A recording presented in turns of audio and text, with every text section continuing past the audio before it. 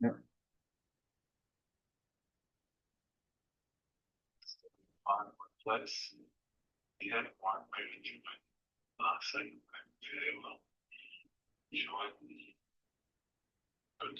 There, there we go.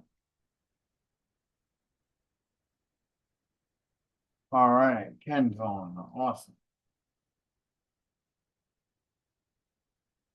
Can you hear me, Thomas? Yes, I can. Okay, good. Let's get the PowerPoint up. Let me see if I can get the PowerPoint. Sure, take your time. Take your time. Gotta go to share.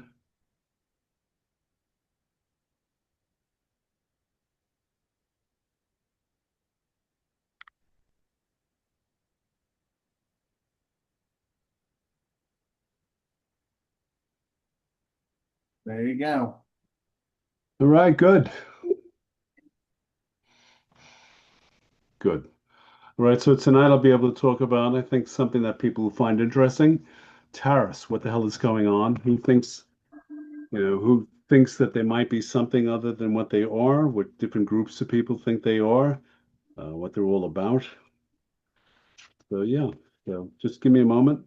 Sure, take your time.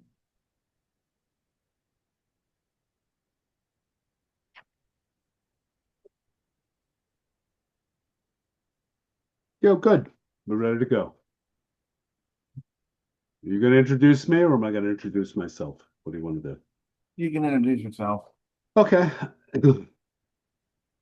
When do we begin, buddy? whenever you want to. Yeah, let's begin immediately.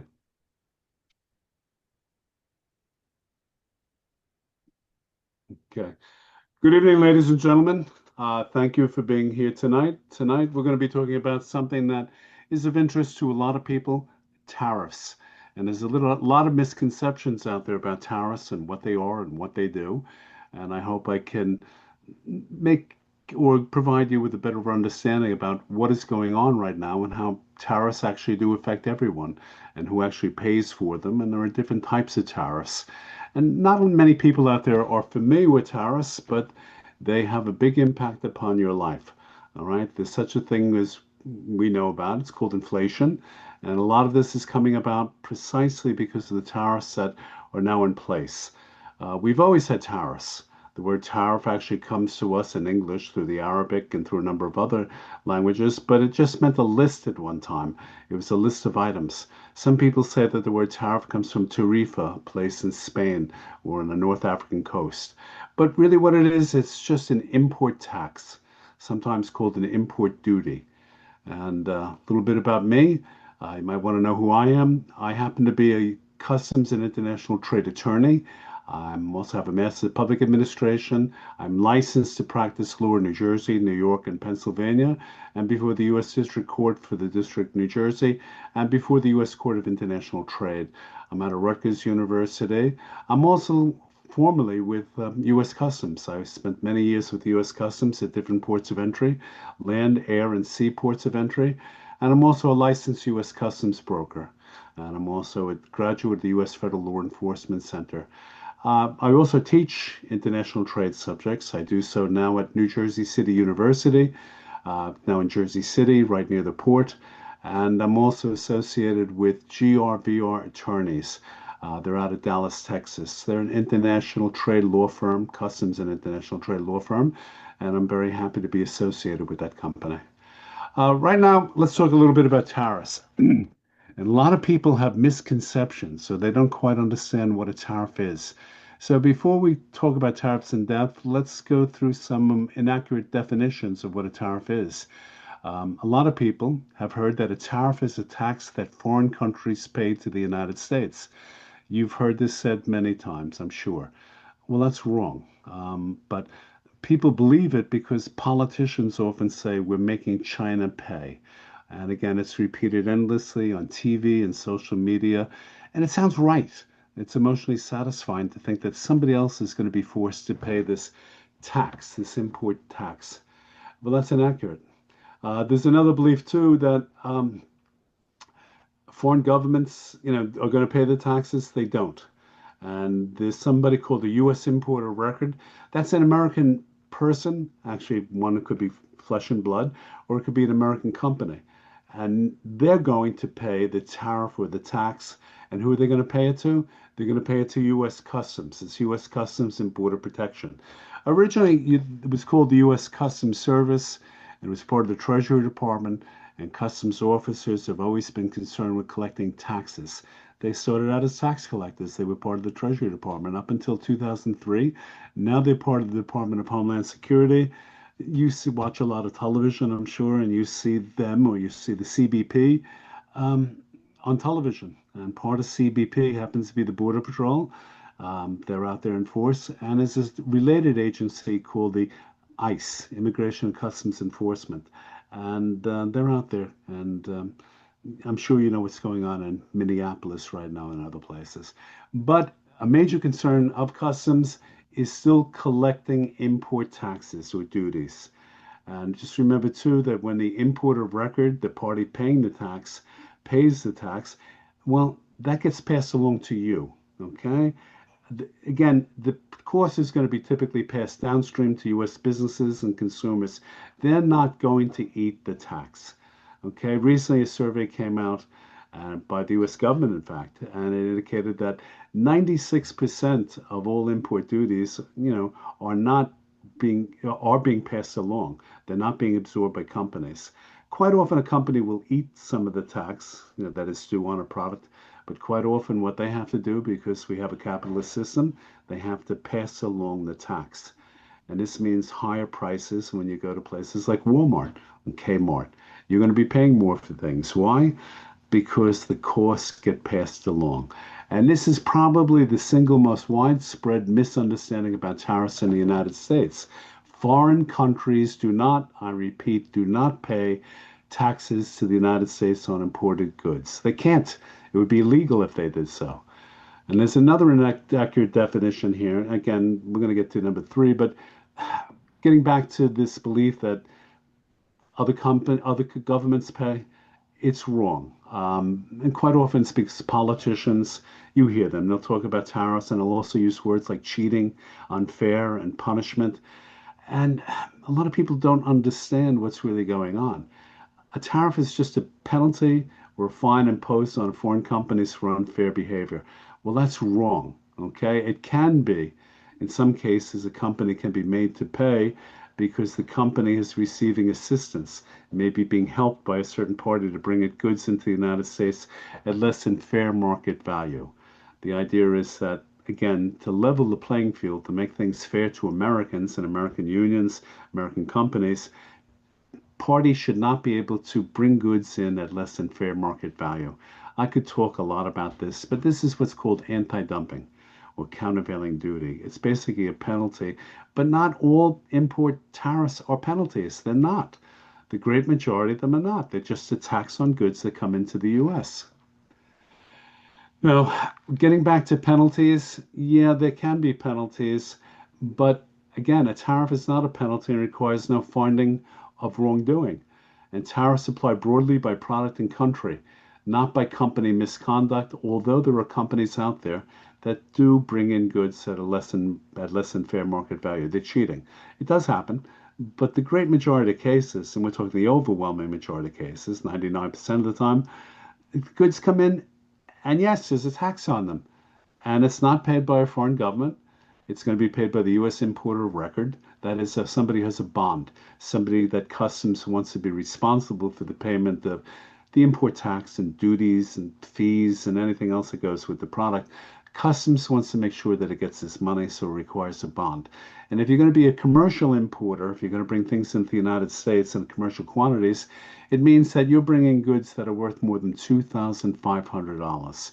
And if you're bringing goods that are worth more than $2,500, you need a bond. We'll talk a little bit more about that. There's a lot of confusion with respect to what people think in terms of tariffs, that they're penalties. They're not. In rare cases, there might be an anti-dumping duty, countervailing duty, but for the most part, no, just a tax. A lot of people, too, believe that a tariff is a tool that protects American consumers from foreign goods. Well, again, is this really true? And why do people believe it? Quite often, politicians frame tariffs, they talk about tariffs as defending Americans, and this appeals to economic nationalism.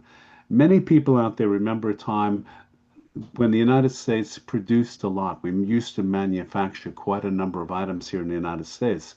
What happened? What happened was that the companies went offshore. Originally, companies in the northeast of the United States, well, they moved out to the Midwest, they moved down south. There was a lot less in the way of unions down there. And then eventually things got, well, they got to a point where the owners realized that they could move to places like Mexico and pay workers even less. And after they moved to Mexico and the door was open to China, that's going to be in 1997, a lot of companies went to China. These companies that manufacture goods here in the United States, they still exist. But many times the manufacturing is not done here, it's done overseas. It's something called neoliberalism. And we could talk a lot about this, but why did these companies go overseas? In short, it was to make more money. They could make more profit by going overseas, by hiring, by engaging workers who would demand less than workers in the United States. And then they didn't have to worry about unions. And many times, many cases, they didn't have to worry about environmental concerns or issues. They just were allowed to pollute. So these companies willingly went overseas. Nobody forced them to. And that's where we are today. We're having most of our goods are manufactured overseas. What does the United States still manufacture? Still manufactures any number of items that you know about. I mean, if you go to Walmart, you look around, you'll realize that most items are not made in the United States. And the United States makes a lot of, has a lot to do with, defense-related items, okay? We're the biggest exporter of weaponry in the world.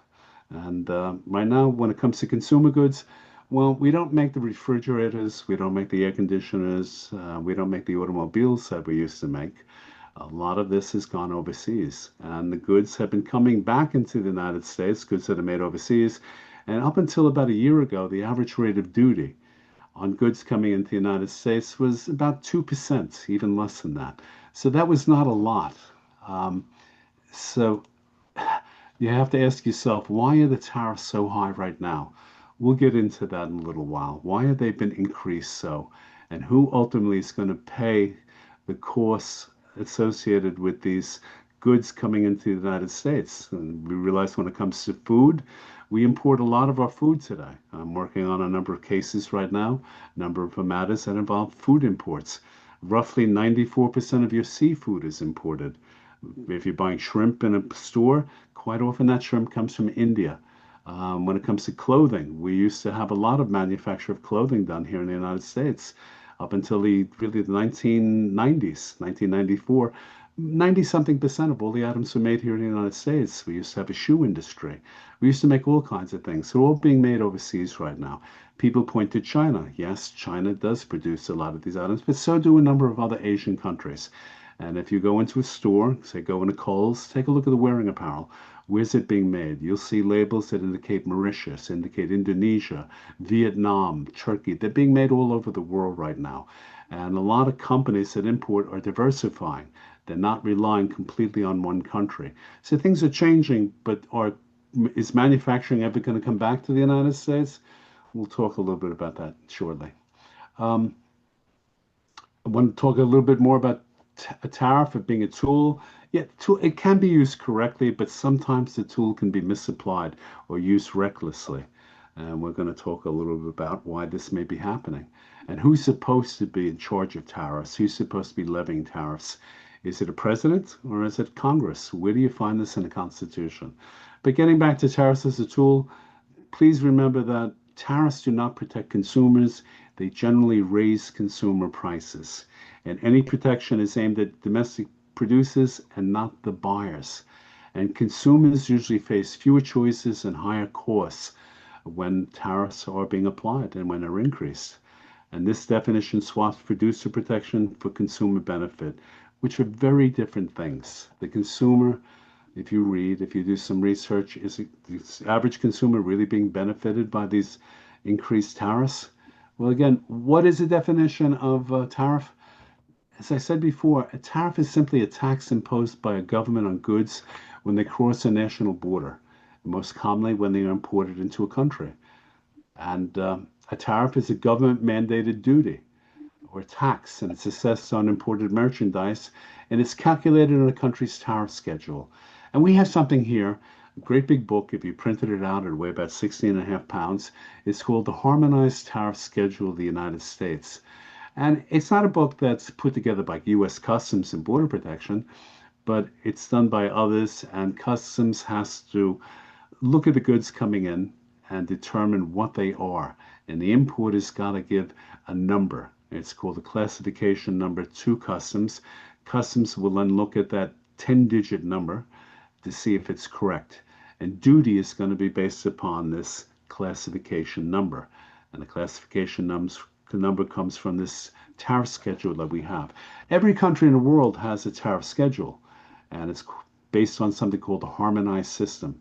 And we have one, and it's based on the United States. It's called the Harmonized Tariff Schedule of the United States Annotated. And what's tariff all about? Well, it's mentioned before, tariff is, just think of it as being a border tax.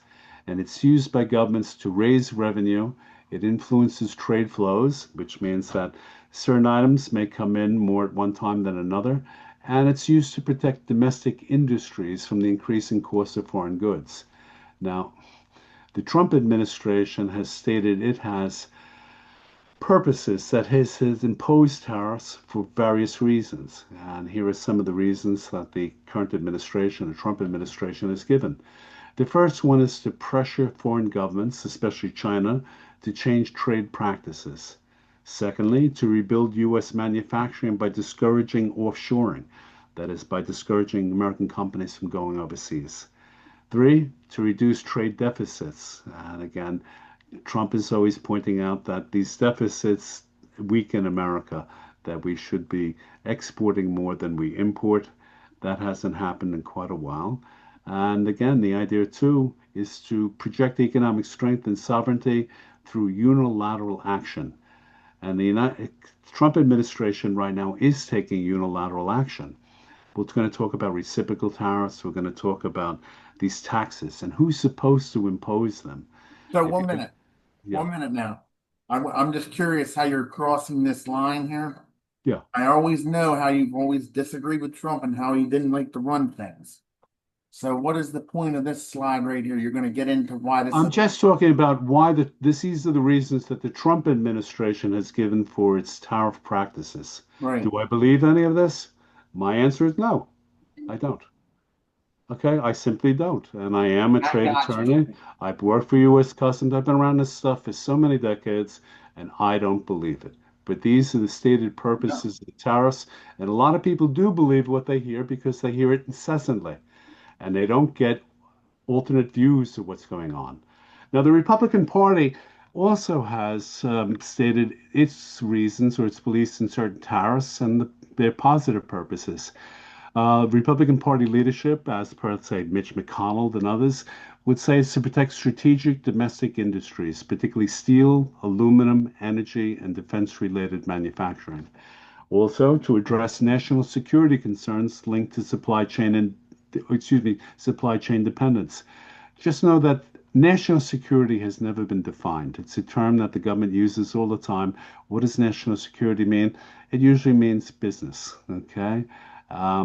The other reason it gives is to create negotiating leverage in trade agreements, and in some quarters to counteract foreign trade subsidies, or foreign state subsidies.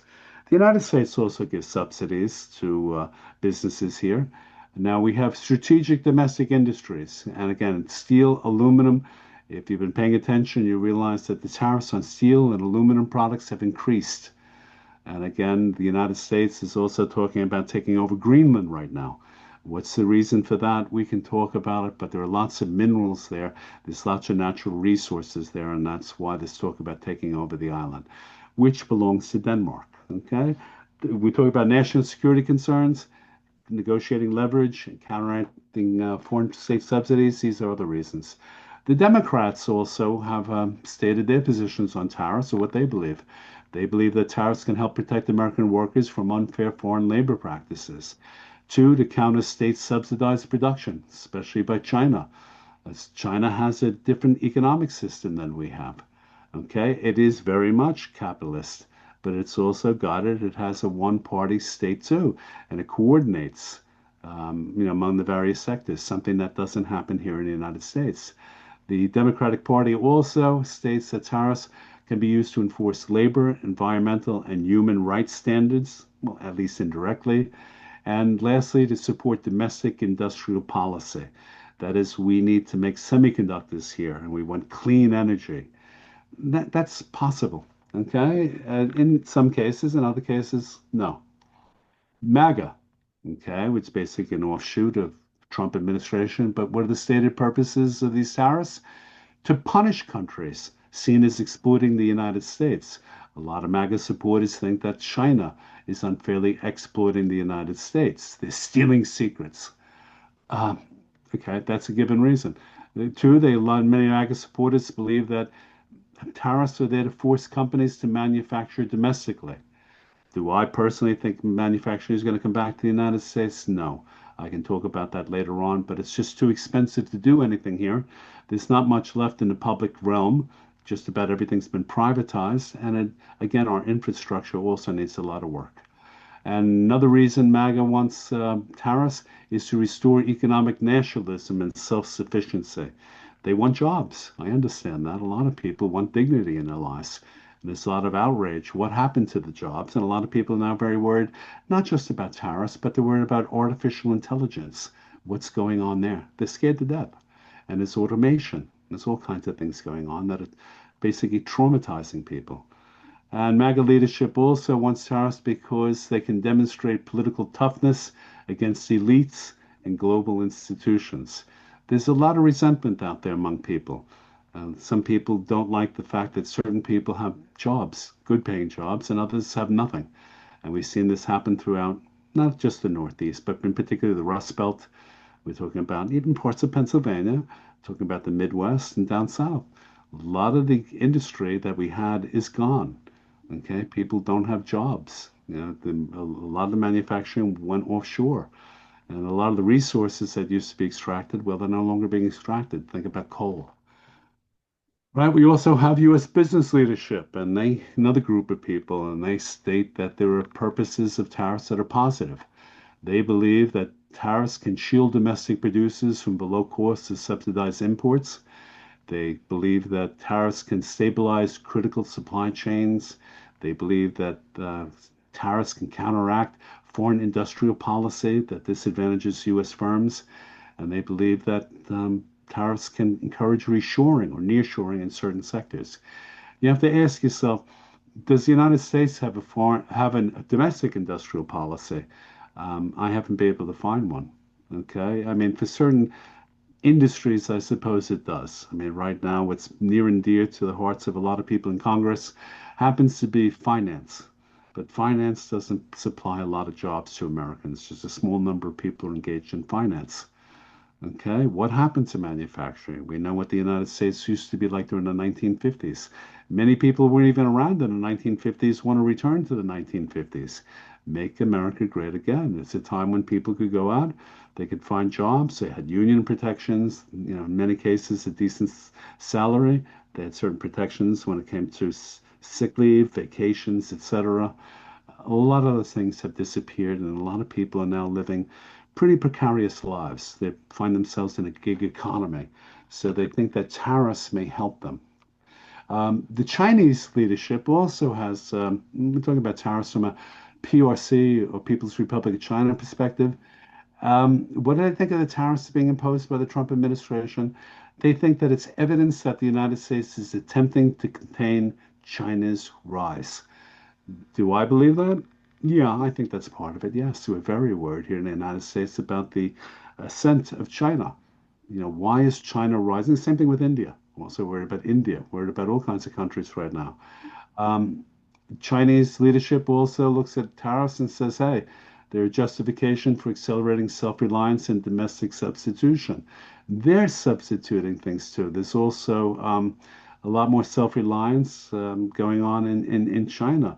They have not been hurt as badly as people thought they were going to be hurt when it came to this so-called trade war. Again, when it comes to U.S. tariffs, it could be a basis for retaliatory measures. Okay, and the Chinese are just saying we have to do the things we're doing because the US is trying to box us out. They're trying to cut us off from the US. And indeed, that happens to be true. A lot of goods are not making it to the United States. They're not being exported to the US where formerly they were. And part of the reason is because the tariffs are so high. Okay, and again, the Chinese, looking at the tariffs, has said to Chinese firms, diversify. Make sure you get into different export markets. Don't rely too heavily on the US market. Okay, you're making a mistake. Look elsewhere in the world and you see what's taking place. I mean, if you've been reading the news, I'm sure some of you did today, you'll see that Canada is now talking to negotiating with China. We also have the rise of BRICS. That's Brazil, Russia, India, China, South Africa, a number of other countries that are sort of coming together as a counterbalance to the West, to the United States. A lot of countries don't want to deal with the United States anymore, and they don't want the US dollar anymore. They want to rely on something else. The average American, commonly understood, why do they think tariffs are good or positive? Well, a lot of Americans believe that tariffs protect American jobs and they stop other countries from taking advantage of the United States, whatever taking advantage means. They want to see factories brought back to the United States and they want to make trade fairer. Quite often when I go into Philadelphia, I take the train. And it's sort of heartbreaking as I approach Philadelphia. I look through the windows and I see all these vacant, these derelict factories. And I keep saying to myself, my God, what a powerhouse Philadelphia was at one time. Same thing with Trenton. I was in Trenton last week, Camden week before. These are all places that provided a lot of manufacturing, a lot of good jobs at one time. And it's kind of heartbreaking to see what's happened. And I understand why the average American, many of them would like to go back in time. Is it possible? I don't think so. Taxing power. Where does this ability to lay duties on goods come from? You're going to find it in the United States Constitution, and it's in Article 1, Section 8, Clause 1. And it states the Congress shall have power to lay and collect taxes, duties, imposts, and excises to pay the debts and provide for the common defense and general welfare of the United States. And what does this matter? Well, you should read the Constitution. Many people claim they haven't. Just take a half hour to 45 minutes out of your lives and pick up a copy of the Constitution, read it, and realize that Article 1, Section 8, Clause 1 is the primary constitutional authority for tariffs. And the terms duties and imposts are understood to include tariffs on imported goods. And it establishes that only Congress has the power to impose tariffs. It's not here. You don't see anything about the executive branch in Article 1, Section 8, Clause 1. Why? Because the founding fathers wanted consideration. They wanted the notion of taxes to be debated. No taxation without representation. Well, they wanted tariffs or taxes to be talked about in the United States, okay? Not just imposed, without thinking, willy-nilly. They wanted debate, and they believed that the best place for the power to rest would be with the Congress. Again, that's Article 1. We have Article 1, Section 9, Clause 5. Many of you probably don't realize that you can't put duties on goods that are going to be exported from any state. There are no duties on goods that are going to be exported. The Constitution explicitly forbids export tariffs. And the United States may tax imports, but it may not tax exports. So if you want to know where that comes from, Article 1, Section 9, Clause 5. There's also uniformity in port preference. And this was found in Article 1, Section 9, Clause 6. What are we talking about? It says that no preference shall be given by any regulation of commerce or revenue to the ports of one state over those of another. You should not be allowed to go port shopping. One port in the United States should not offer benefits that others don't offer, and vice versa. Tariffs have to be applied uniformly across states. You can't have different ports taxing at different rates, at different levels. And Congress cannot design tariffs that favor certain states' ports over others. Okay, so no port shopping. Article 1, Section 7, Clause 1. This is the origination clause. Remember, All bills for raising revenue shall originate in the House of Representatives. Why this matters? Because tariffs are taxes, tariff legislation must originate in the House. The Senate may amend tariff bills but cannot originate them. So many of you remember this from high school. That's again, that's where the bills originate. They originate in the House of Representatives, the body that's closest to the people. Continued, these different types of tariffs. I've been talking about tariffs in general, but there are different types of tariffs, and a lot of people are not aware of them. So we'll take out a few minutes and we'll go over them. Well, the first type is the most common. It's called ad valorem, which is a Latin term, and it just means it's a tax imposed as a percentage of the value of the imported goods. The example I give, in the United States, well, if the United States imposes an ad valorem tariff of 10% on imported smartphones worth $500, the tariff would be $50. The amount paid depends on the price of the product. So that's ad valorem percentage. Then there are specific tariffs. And a specific tariff, well, what is a specific tariff? It's a fixed fee, and it's charged on a specific quantity or unit of the imported goods, regardless of the value. Example, the United States might impose a specific tariff of $3 per kilogram on imported coffee beans. No matter the price of the coffee, the importer must pay $3 for every kilogram brought in. Okay, could be bringing in Blue Mountain coffee from Jamaica, very expensive coffee. There are cheaper coffees out there, but regardless of the price, it's because it's a specific tariff. The duty that's going to be due is based upon specific quantity or unit. Then there's a compound tariff, and that's a combo. It's a combination of ad valorem and specific tariffs. Example, suppose the United States imposes a compound tariff of 5% on the value of an item, plus an additional $2 per unit. Now, if an imported product costs $100, the total tariff would be 5% of the $100. That'll give you $5, plus $2, totaling $7. Okay, so we have $2 per unit. Ad valorem equals 5%, $5. Total comes to $7. That's an example of a compound tariff. Then we have anti-dumping tariffs. And when you hear anti-dumping, it has to think of penalties. And these are tariffs imposed when a country believes another nation is selling goods at unfairly low prices. That's something called below market value, to outcompete domestic producers. They're bringing goods too cheaply. Again, the price of the goods being brought into the United States not reflected fairly or accurately. Okay? And I give an example. If China is exporting steel to the United States at a price lower than the fair market value, the United States may impose something known as an anti-dumping tariff to raise the price of Chinese steel and protect domestic manufacturers. It's supposed to, as I say, level the playing field. It's only fair to American industry that the goods coming into the United States have a penalty attached to them. Why? Because somebody's not playing fair. The goods are coming in at less than fair market value, less than their real cost. Then there's something called a countervailing duty, which is just much like an anti-dumping duties, but countervailing duties have to do with another country. And these tariffs are imposed to counteract subsidies. Remember that word, subsidies, provided by foreign governments to their domestic industries, which may make the goods cheaper to export.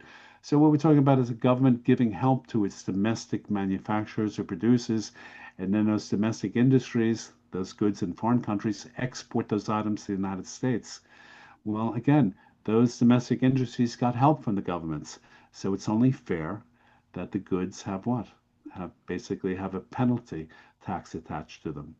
And in the example I give, if the European Union provides subsidies to Airbus for manufacturing airplanes, and these subsidized planes are sold at lower prices in the U.S., the U.S. government might impose what's known as countervailing duties to level the playing field for American airplane manufacturers like Boeing. Okay. Safeguard tariffs. What is a safeguard tariff? Well, definition, that's a temporary tariff imposed to protect a specific domestic industry from an increase in imports that may harm it. And in 2002, Ken, I got to step out for 1 second. I got somebody at the door. oh, sure.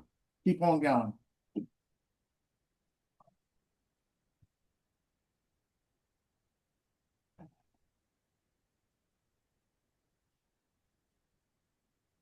Okay, in 2002, ladies and gentlemen, the U.S. imposed safeguard tariffs on imported steel to protect domestic steel producers from a surge of foreign imported items. These tariffs were intended to give the United States steel industry time to recover from financial difficulties caused by foreign competition. At one time, the U.S. was supreme in steel. Okay, I've been reading a book lately. It's called American Colossus. Quite a few chapters are devoted to Andrew Carnegie and steel. And we did a great job with steel for a while, but then we did not basically create new steel factories and so on. It happened, and it happened that European countries did. They went ahead and produced new type factories that produced steel at lower prices. And we had many people, state of Pennsylvania and elsewhere, that were very hurt by imported steel items. So in 2002, the US government imposed what's known as safeguard tariffs. Then we have retaliatory tariffs. And what's that? That's a tariff imposed in response to tariffs or trade restrictions imposed by another country. The US might levy these tariffs as a form of retaliation. And why? Well, to pressure another country into removing or lowering their own tariffs. Here's the example. In the ongoing trade war between the US and China, the US imposed retaliatory tariffs on Chinese products like electronics and machinery after China imposed tariffs on US goods like agricultural products. So it's basically tit for tat. Okay, you hurt me, I'm going to hurt you. Then there's reciprocal tariffs, and that's a retaliatory tax too. A U.S. reciprocal tariff is a retaliatory tax on imports designed to match the tariff rate of another country. Uh, the other country imposes on American goods, aiming to create what is believed to be fair trade by ensuring equal market access. The Supreme Court very soon is going to render a decision with respect to reciprocal tariffs, and you might pay attention to that. It should be out very shortly, another week or two. And here's an example. The United States has a low tariff on European cars, for example, 2.5% ad valorem. But the European Union charges a high tariff, 10% ad valorem, on US cars. The US implements a reciprocal tariff, raising the tariff import tax on European Union cars to match the European Union's rate, say 10% to pressure the European Union to lower its tariffs on American vehicles. Yeah, I used to be part of the car team when I was with the U.S. Customs. I used to be an import specialist. And the average rate of duty on cars and car parts is 2.5%. It's now increased. And that's one of the reasons that you may be receiving notices that your insurance premiums have gone up. Because if you get into an automobile accident, your car today is a lot more costly to repair than it was a year ago. And it's something that you should be thinking about. So again, it's a reciprocal tariff. Um, there's quota-driven tariffs. Quotas are kind of rare. What's the definition of a quota-driven tariff? Well, these are tariffs imposed after a specific quota, and the quota is a limit, for importing goods is exceeded. And this is somewhat of a hybrid between quotas and tariffs, where tariffs are only levied once. The United States quite often has what's known as an absolute quota. Very rare today, where after a certain limit is reached, a certain number of goods come into the United States, can't bring any more in. Now you can. You can still bring goods in, but you're going to pay additional money if you're the importer of record because a certain limit has been reached. And yeah, you can bring it in, but it's going to cost you a little bit more. So what is that going to do? That's going to preclude a lot of items coming into the United States that the United States thinks we already have too much of. And there's something called seasonal tariffs. And these are tariffs applied to tariffs applied to certain products during specific times of the year, often to protect domestic industries from competition during peak production seasons.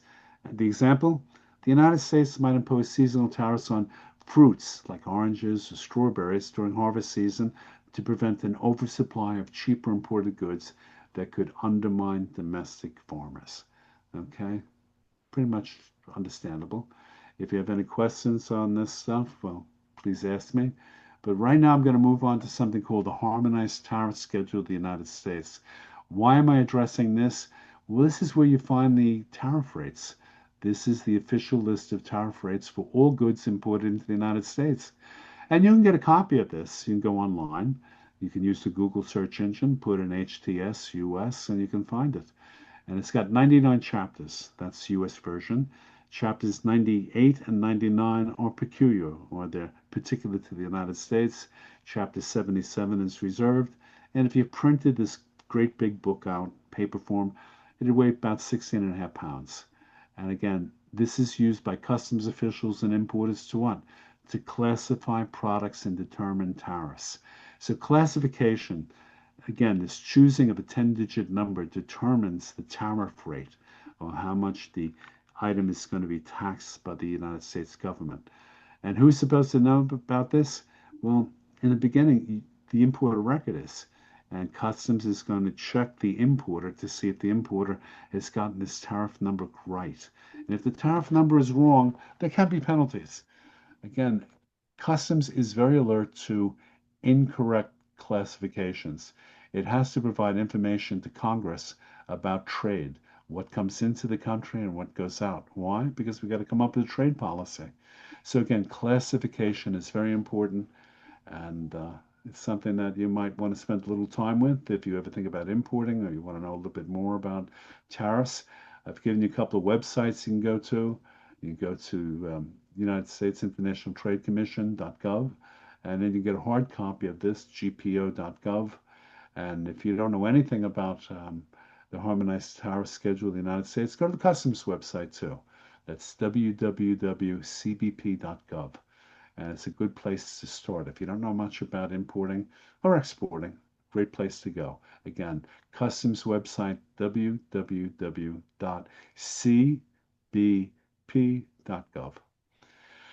U.S. Harmonized Tariff Schedule, U.S. tariff patterns, high, medium, low, and zero.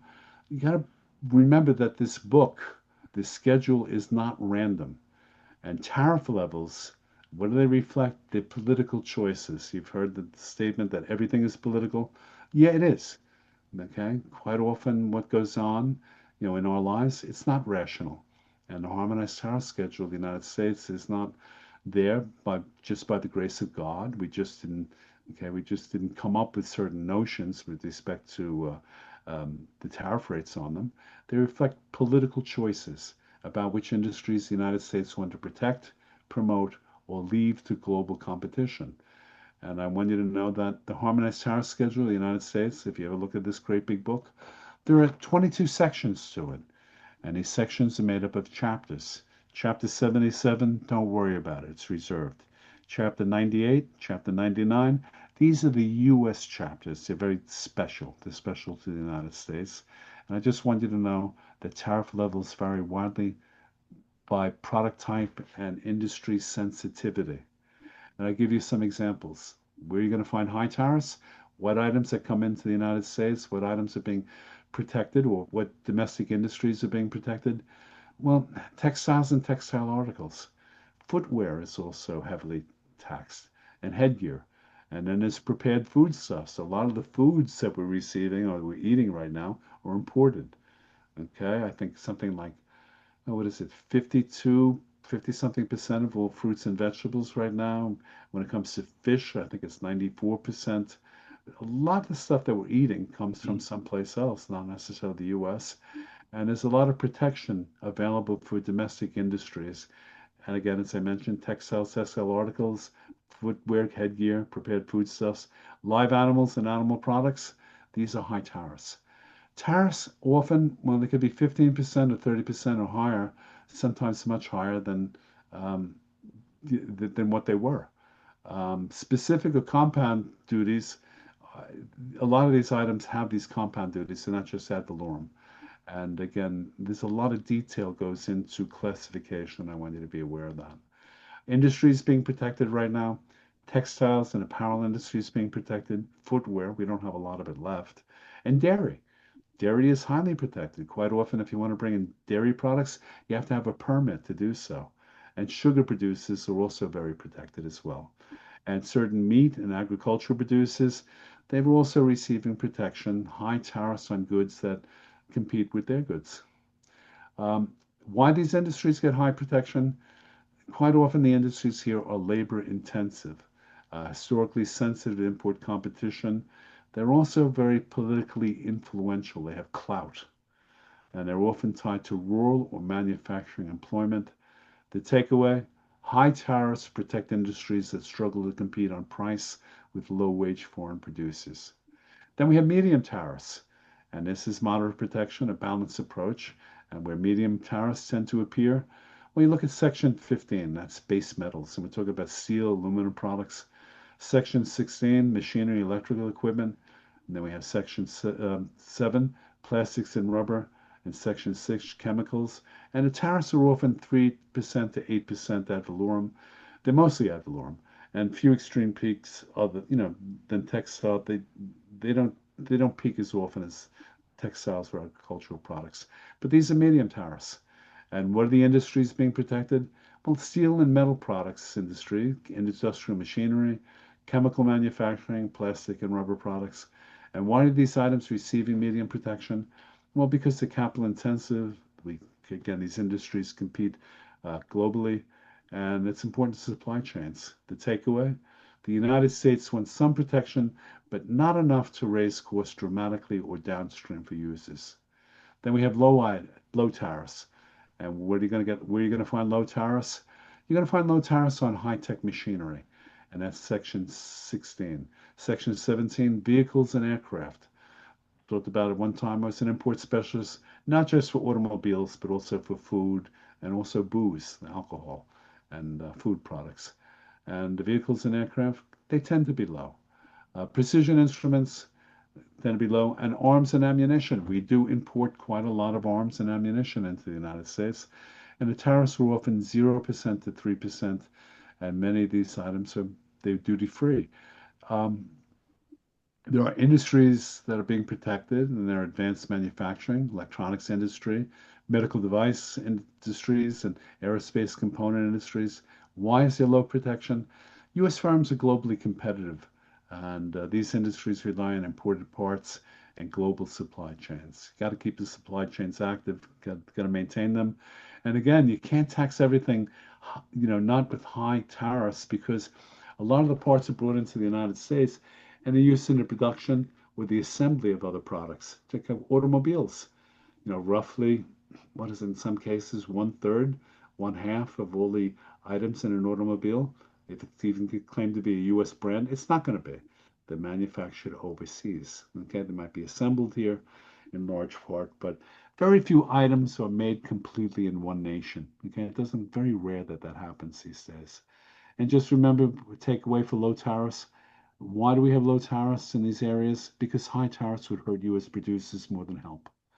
And then traditionally, we've had no protection and strategic openness when it comes to certain tariffs, and we have zero tariffs.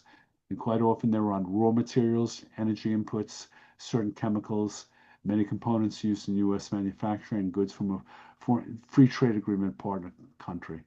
And industries benefiting manufacturers, energy, technology, and consumers. Why zero tariffs? And the idea is to keep input costs low. U.S. exports have to be competitive. The idea is that we have trade agreements. We have a number of them. We have at least 14 of them. And again, we're supposed to be abiding by these trade agreements. And again, the idea is zero tariffs to avoid inflationary pressure. And what do we know about tariffs?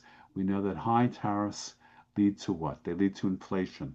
Okay, the average United States family is going to be hurt by tariffs. They haven't felt it too much yet, but they're feeling it. I mentioned insurance premiums are going up. Just about everything is going up. But you're going to see in the very near future a lot more items going up in terms of price. And if you do food shopping, you know how expensive food is right now. And why is it expensive? Because so much of it is imported right now. And just remember 5 minutes, 5 minutes, 5 minutes. Okay. Zero tariffs often help U.S. businesses more than foreign exporters. I don't want to spend too much time on this. This is how did the president implement tariffs? Where did the president, the executive branch, get to exercise tariffs? Well, it happened that Congress gave away a lot of its powers, and it started to do so in 1962, something called the Trade Expansion Act of 1962. It authorized tariffs if imports threaten national security. Then there's something called Section 201, and that was the Trade Act of 1974. It allows tariffs when a domestic industry faces serious injury from import surges. And then Section 301, Trade Act of 1974, grants power to counter foreign unfair discriminatory trade practices. And the one that's under the microscope right now is the International Emergency Economic Powers Act of 1977. And the U.S. Supreme Court is going to be taking a very close look and rendering a decision with respect to IEPA, the International Emergency Economic Powers Act, very soon. And they may cut back on Trump's ability to exercise tariffs unilaterally. Again, he's going to rely on other tariff acts out there to keep imposing tariffs. But again, there are Section 232 tariffs, and they affect steel, aluminum, numerous derivative products, and there's Section 201 tariffs. That's primarily impacting large consumer goods, solar panels, silicon, residential washing machines, and the Section 301 tariffs, electronic vehicles, machinery, critical minerals, medical supplies, and then it's IEPA, and that has to do with steel, aluminum, copper, rare earths, automotive products, etc. And why did Congress give away this power? To enable faster responses, to facilitate trade negotiations, to address specific crises, and overcome gridlock.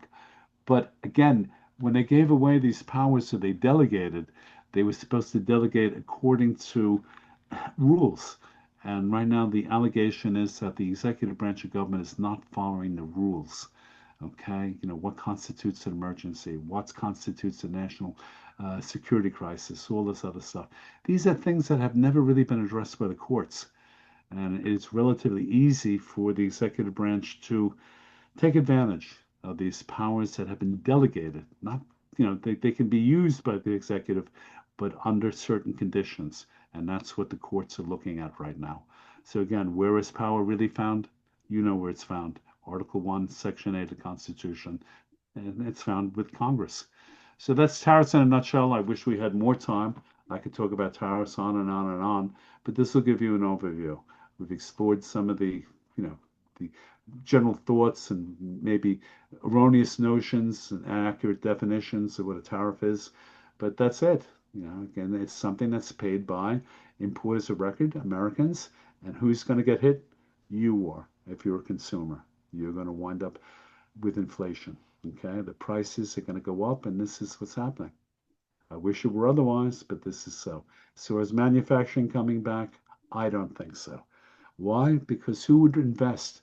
Who would set up plants here if one man is in control? If only one man can dictate what a tariff is going to be, why would you possibly want that?